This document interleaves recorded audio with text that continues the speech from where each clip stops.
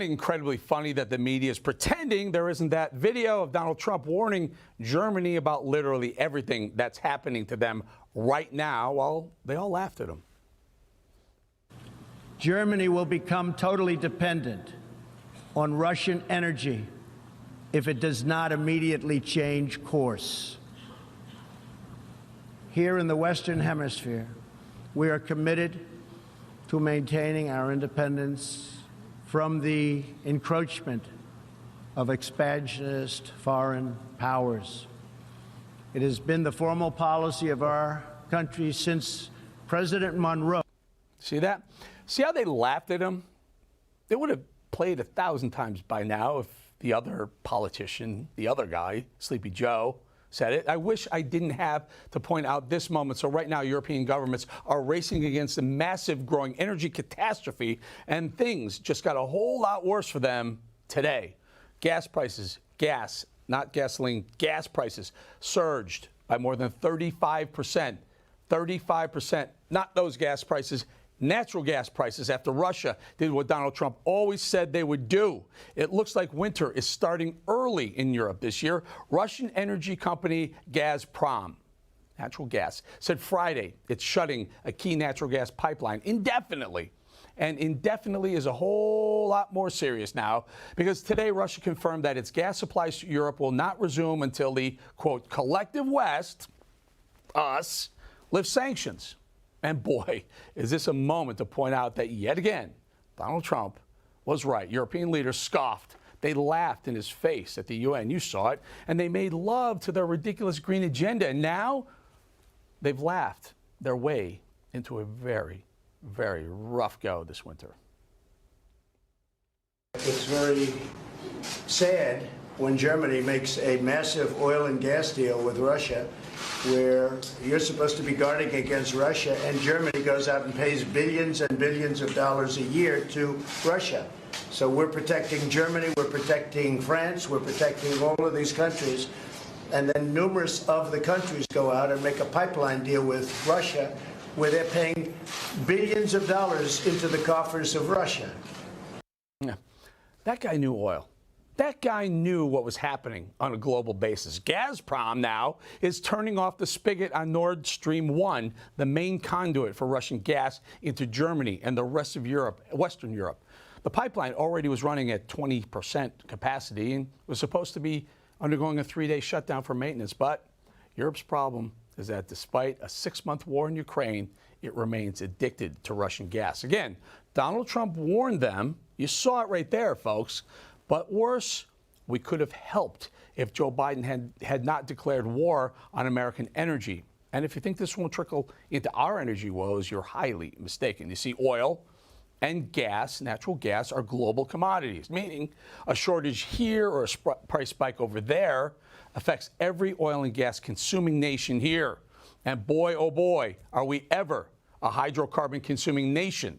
In fact, we're the largest consumer of gas and oil on the planet. So if prices jump in Germany or Italy, they're going to jump here too.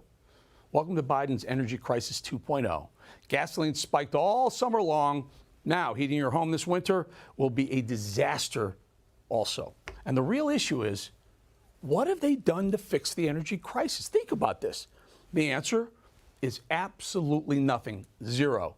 These people have no answers, none. They just hope things get better, but they're not.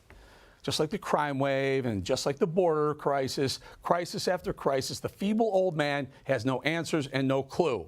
In fact, it got worse today for America. In a very surprising move nobody in the administration saw coming, OPEC, the Organization of Petroleum Exporting Countries, pulled 100,000 barrels of their production per day off the market. I mean, I've been all over this, all over the show, warning that the oil cartels, the sheiks who just love American petrodollars, are going to do everything in their power, and that's a lot, by the way, to keep a barrel of oil near $100. They know we're addicted to their oil, thanks to Biden's failed energy policy, and they are addicted to our money. Perfect. Oil idiots in the administration getting smoked by the oil cartel. Not a shocker, folks, and it won't end until we get a president who understands oil and markets back in the Oval Office. Instead of a frozen in his sleep clown who not only can't get out of his own way in energy, he won't admit his green dream is all wet, and not in a good way. Back to Europe for a second, and subsequently to our own energy problems. Europe's plan to wean itself off Russian gas has relied on Russian gas. Sounds so Biden-esque, doesn't it? Germany scrambled to stockpile as much gas as possible during the warm months, while Putin has profited from his higher global gas prices, which have increased from his revenue from the gas Europe wants and needs. Putin is watching all this, and Putin is laughing all the way to the Bank of Moscow, oil at $100 a barrel. That's great for sheiks and dictators of oil-producing nations like Russia and Iran. But you know who else is watching this moment? China. China is taking this all in. China is watching Putin's energy blackmail, studying it very carefully. Europe is paying for its energy dependence on Russia. We must learn lessons here at home. How bad will it get for Europe? Really bad. And only Mother Nature knows if they're going to survive this winter because weather is unpredictable. But do you know what's not unpredictable?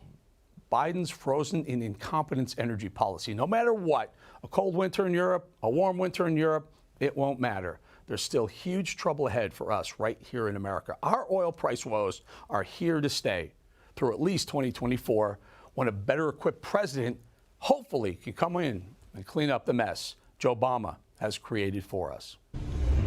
Hey guys, it's Rob Carson. September is historically the worst performing month for the stock market, so you better be ready for it. The Fed continues to aggressively raise rates, and JP Morgan is forecasting another mega rate hike September the 21st. Is that why Jamie Dimon said an economic hurricane is coming our way?